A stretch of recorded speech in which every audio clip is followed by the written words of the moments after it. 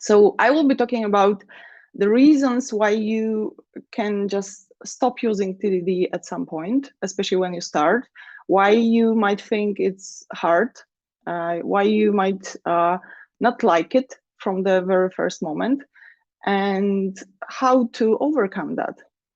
So test-driven development is a great technique. For me, it was life-changing as a programmer. It changes the way you test. Your tests um, don't show the implementation anymore. They show the requirements. So you think about writing tests in different way. They change the way you code because your code becomes more readable. It's simpler. We've been talking about simple steps, baby steps today. And it's really important in software development to have these baby steps, to introduce little, just very simple changes, because otherwise we can get lost. So TDD helps with that as well. And it changes the way you think about programming, about like software development overall, because you come back to requirements, especially for programmers. Working with requirements, it's not so simple. We usually have Jira tasks or other system to track our work, and we very rarely speak to clients. We just rely on what project managers or product owners tell us. We don't very often work with requirements, and TDD forces you to work with these requirements, so it changes the way you think. But this is not so so easy. There are some disadvantages from the very first moment you try to master that skill. There is a couple of but, and this is my topic for today. As Dave said, my name is Ola Kunysz. I'm a programmer. I've been working in IT for last 14 years, and I see myself as test evangelist. I published a book. It's in Polish, but maybe I will translate that and publish that internationally. Follow me on Twitter if you want to be the first person to know about that. Let's start with the first but, with the difficulty number one, which is the fact that TDD is hard to start, actually. You know the process is simple. There is only 3 steps, right? You need to write red test, you need to write some implementation, not too much, and you need to refactor both. You can commit in the middle, but the base is just these 3 steps. Simple, right? But simple doesn't mean it's easy. You know what to do. You know the process. You have the recipe. And it was created by people who've written thousands of code, and it was tested all around the world. But you sit at your keyboard and you actually have no idea where to start. You have these steps, but what does it mean to write test? Which test should I write? What should I test first? And then I have this red test. It it's not satisfied. The test is red. What should I do next? What does it mean, the simplest possible solution? And then when I have some code and I want to do refactoring, should I refactor big chunk already, or should I refactor only this one test and this piece of code that I've just written? It's not so intuitive, so it can be tricky from the very first moment. And red tests is a topic that is very uncomfortable for programmers. This is what I see from my experience, from my students that I teach TDD, that programmers don't really write tests to check anything. We write tests to prove that we are right. So the tests are the perfect, we can show the perfect report and we say, I'm right. I delivered the feature that works, right?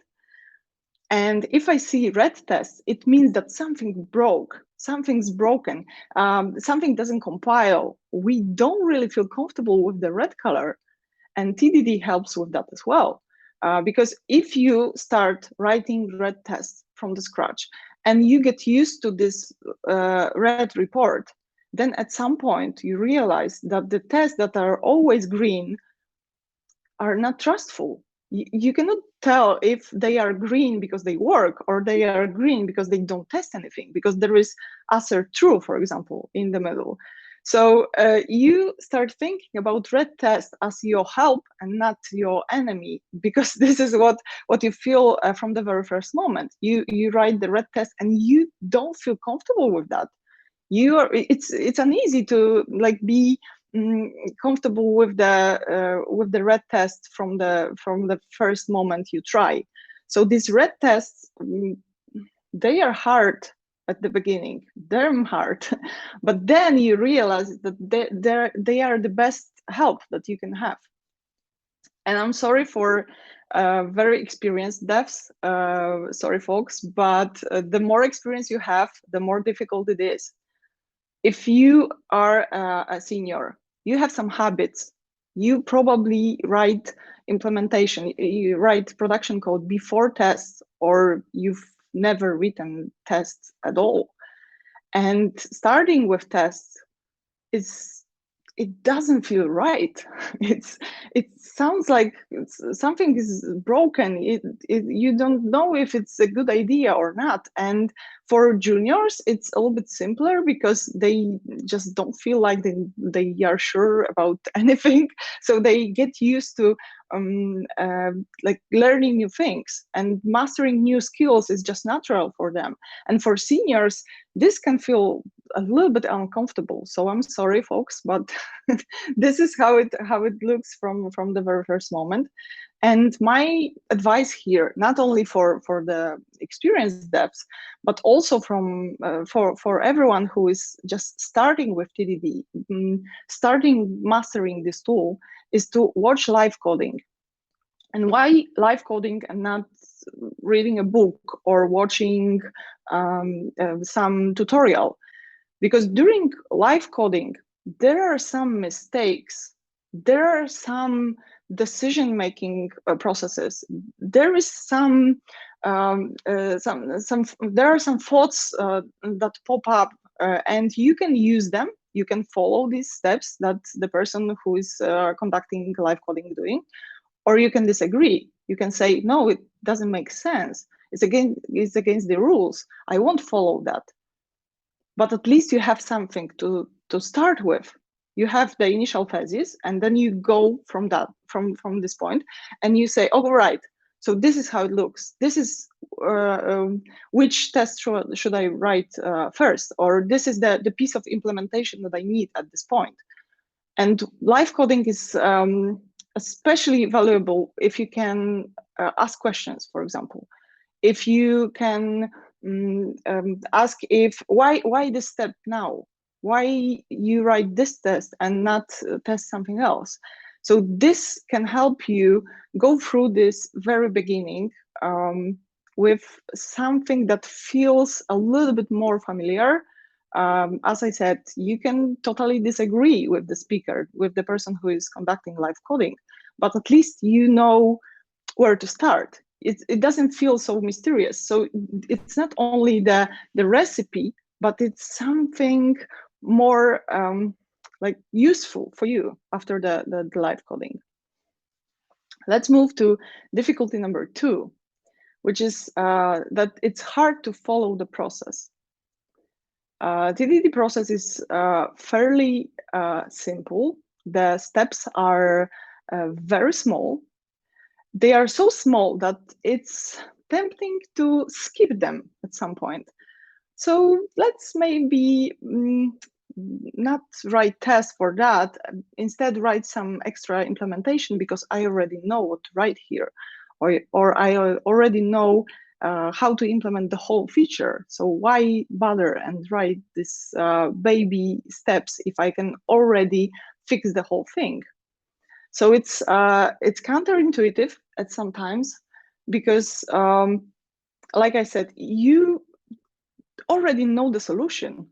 So let's skip this this test. Let's jump right into the implementation. Let's skip the refactoring because I already have the plan for the big chunk refactoring. So let's leave it here.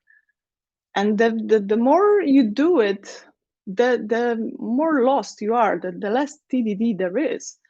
You feel that there is a place for this small adjustment, and you skip the test, then you skip the refactoring, then you make this satisfying test, not only satisfying test, but writing the whole feature, and then you're lost. And it happens, usually it happens with the kata game of life. If you've ever practiced TDD, this is the one that is actually the hardest from them all, because people go these baby steps at the beginning, and then they want to write the whole thing at one and commit it at once. So it it shows that they don't know what they are doing, or they haven't mastered the process yet. Because if you start doing these small adjustments, TDD is disappearing. It's something TDD-ish. So you have test first maybe approach. Maybe you have something from TDD, but it's not TDD anymore. And the problem here is that you don't see the benefits from TDD, from using TDD from the very first moment. Remember when you started programming years ago? For me, it was Logo, which is the general purpose programming language that is famous from this little turtle that moves around. And it took me minutes to move the turtle. Of course, it was not some meaningful feature, but just writing code and seeing the benefits of that, which is turtle moving around, was minutes. So it was a very short period from mastering the skill. I mean, it was not mastered yet, but at least I started, and then I saw the benefits immediately. So I had this dopamine shot, and it was very helpful to follow the process, to learn other things, to master the process of programming. Then, if you ever try to master machine learning, you have the script differentiating cats from dogs, and it takes you around an hour or two to have this ready and working. And with TDD, it doesn't happen. You won't see benefits in 2 hours or minutes. You need days, sometimes weeks, and then you have these aha moments, and you see the code which is becoming better. You see the tests that are more readable. You see the whole process being very useful for you and useful for your production code. But it won't happen overnight. And that's why many people just don't feel like TDD is like any beneficial for them, because they give up too early before seeing any benefits. So my advice here is just to follow the process without any judging.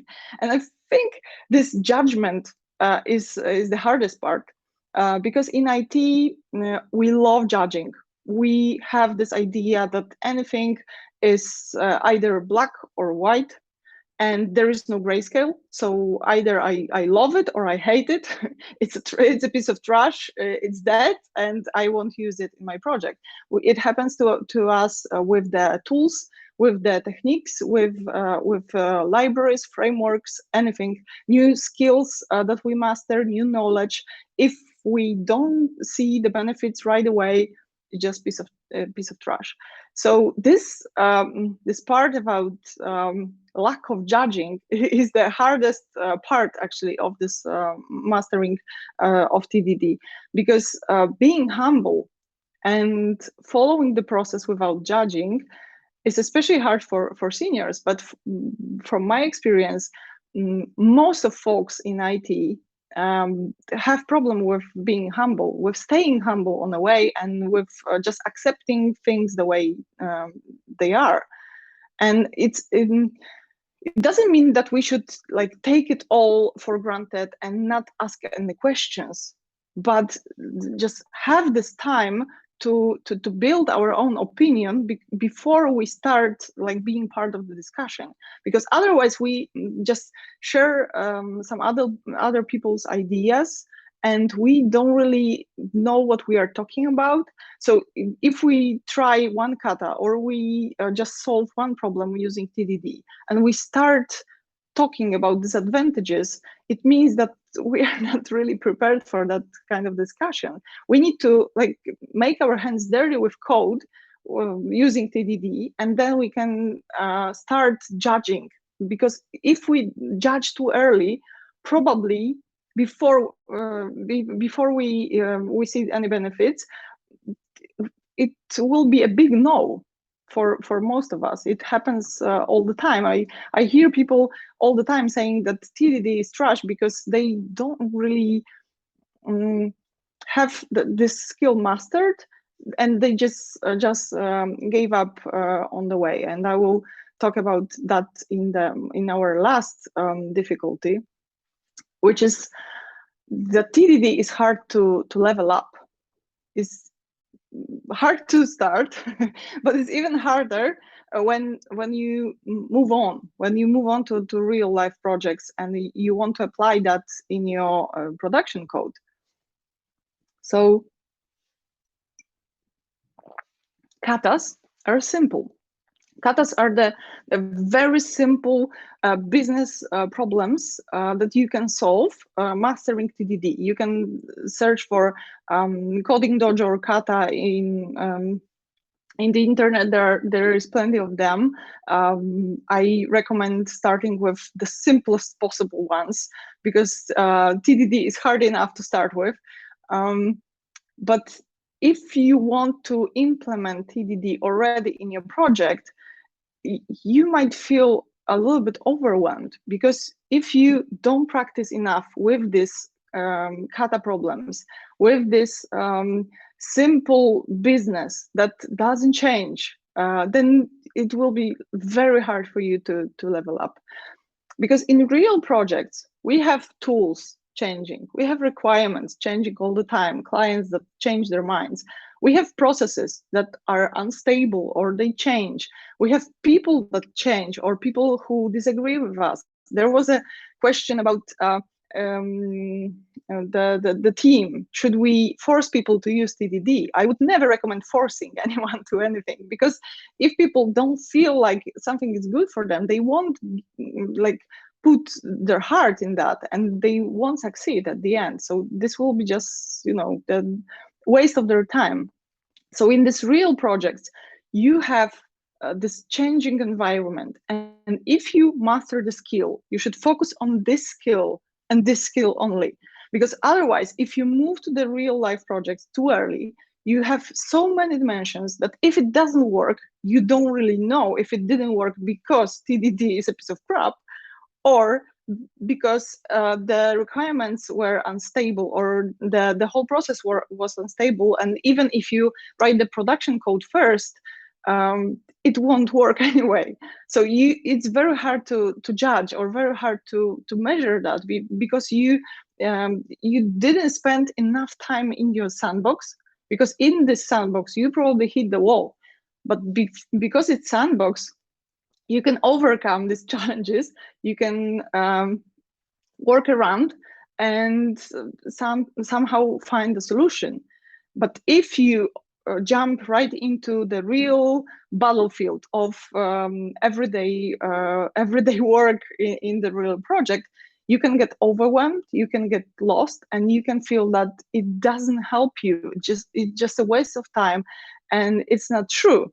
Because I've used TDD in like academia, but also in production code, in everyday projects, and it worked just fine. But before that, I spent a lot of time practicing that, so I had only one dimension of like mastering the skill. So hold your horses. I know it's not easy, especially if you're experienced and you already know what to do, and you know how to fix that bug, or you know how to deliver this feature. And you want to skip some tests or skip some baby steps in TDD process. But if you do that, if you do these small adjustments to your process, if you jump straight into the project before mastering the TDD on simple solutions, then it might be hard for you to believe that there are these benefits of TDD, because you will get lost and overwhelmed on the way. So practice, practice, practice, and then move to real life problems. And this is what I always recommend my students, because one of the assignments in my online courses is practicing TDD. And most of the students fall in love with the process immediately. So they want to use it every day with their production code. But usually I recommend them 2 or more katas to practice with, to practice this alone, maybe to record something, because if you record and you tell the story about what's your decision-making process, it helps you to learn yourself and to help you to grow. Then practice, for example, pair programming, invite someone to share the process, to learn together. Then organize coding dojo, which is the practice of like working as a group. So we can always organize that in your project or in your group of friends or whatever. It doesn't matter what's involved in that. It matters that these are the people who can write some code and can write tests. You can invite testers as well. I said at the beginning that programmers don't write tests to check anything, but to prove that they are right. Testers have different opinions, they have different points of view, so they can introduce some new knowledge to the process. So so it would be useful for the coding dojo, for example, to invite testers, so you can have not only like per programming but per testing as a group. So it's very enlightening for programmers to have this discussion with testers, because this is the different points of view, and it works very well for both sides. So to sum up, test-driven development is a great technique. It can be life-changing. It changes the way you code, the way you write tests, the way you think about features, but it's hard to start. You can feel overwhelmed. You might not know what to do. It's hard to follow the process. Even though it's simple, it's not easy. It's hard to level up. So even if you practice with katas at the beginning, then it can be hard at some point to jump into real life problems, to real life projects. So yeah, it can be overwhelming and very hard to level up. So what do you need here before you start, or if you are at the beginning of mastering the skill of TDD process, is watching live coding. So you see the decision-making process, so you can hopefully ask some questions, so you can like feel how it should go, get the feeling of the right process. Follow the process without judging. And this is very important, that you shouldn't be judging TDD before you master that, because otherwise it's just that it's like with many other skills or tools, we judge too early, and we should be judging only when we know what we are talking about. And practice, practice, practice, because it will help you master the skill. And I believe you can do it. And I believe it's time for questions. So Dave, if you have any good questions from the audience, I believe we have some couple of minutes to answer them. Or Alex.